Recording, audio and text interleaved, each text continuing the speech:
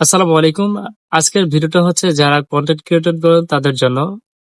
আপনারা জানেন যে ফেসবুকে কিন্তু আগের চেয়ে অনেক কিন্তু ইনকাম কমিয়ে দিচ্ছে। যেগুলো হচ্ছে আপনার যদি মিলিয়ন ভিউ হয়, দেখা যায় যে ইনকাম অনেকটাই কম আসে। ঠিক আছে? যেমন এখন বলতে গেলে অনেকটাই ইনকাম কম। আজকের ভিডিওটা হচ্ছে যে আপনারা যদি এমন কন্টেন্ট তৈরি করেন যাতে হচ্ছে যেমন ভিউ হবে সেই অনুযায়ী কিন্তু টাকা মানে হচ্ছে ইনকাম। তো এ নিয়ে আমি কিন্তু কয়েকদিন যাবৎ রিসার্চ করতেছি। আমি নিজেও কন্টেন্ট মনিটাইজেশন পাইছি, বাট আগের মতো এরকম ইনকাম নেই।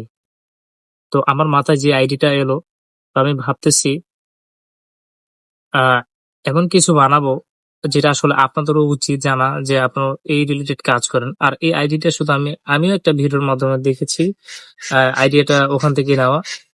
তো ইভেন আমি কথা বলেছি তার সাথে গতকালকে। তার কাছ থেকে অনেক কিছু জানতে পারলাম যে আমরা যারা এখন কন্টেন্ট করতেছি, ফেসবুক আমাদেরকে আসলে তেমন একটা ইনকাম দেয় না।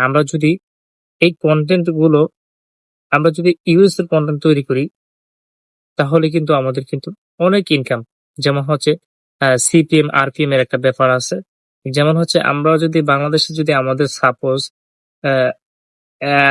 2 মিলিয়ন ভিউ হয়, আর সেখান থেকে আমাদের তেমন একটা ডলার হয় না। 2 মিলিয়ন ভিউ দেখা যায় যে আমাদের কত $5-7 বা $10 এরকম আসতে পারে।